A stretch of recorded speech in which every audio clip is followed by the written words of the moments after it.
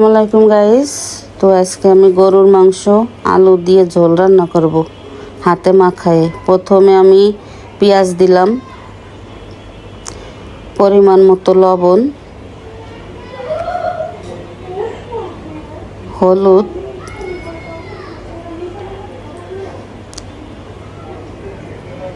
মরিচের গুঁড়া,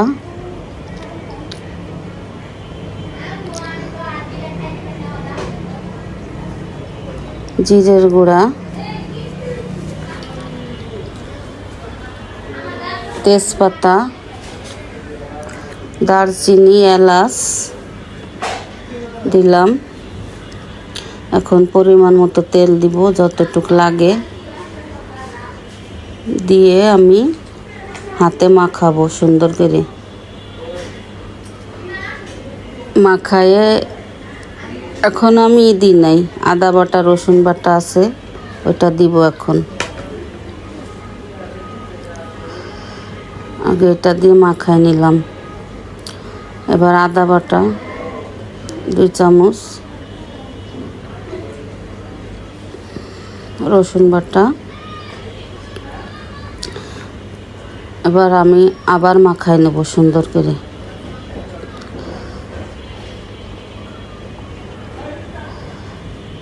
সুন্দর করে হাতে মাখায়ে রেডি করলাম। এখন চুলায় দিব, বসাই। দেখতে থাকেন আপনারা লাস্ট। এখন ঢেকে আমি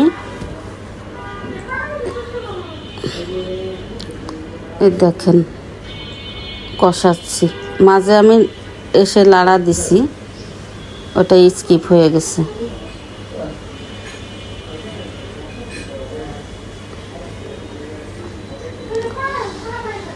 এখন আমি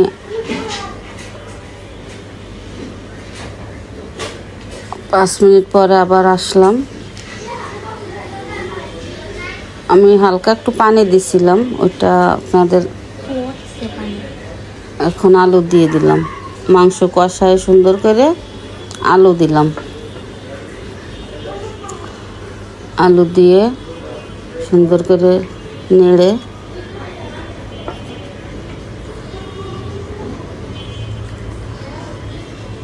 আবার ঢেকে রাখবো। এখন কষানো হয়ে গেছে সুন্দর করে। আমি আর কি যেভাবে রান্না করি ওইভাবে আপনাকে দেখালাম, আপনাদের সহজে। এখন আমি পরিমাণ মতো পানি দিয়ে দেব, ঝোলের পানি। গরম পানি দিছি আমি, কারণ মাংসতে গরম পানি দিলে ভালো হয়। ঠান্ডা পানি দিলে মাংস সিদ্ধ হতে চায় না। এখন আমি যে ঝোলের পানি দিয়ে আবার ঢেকে দিলাম।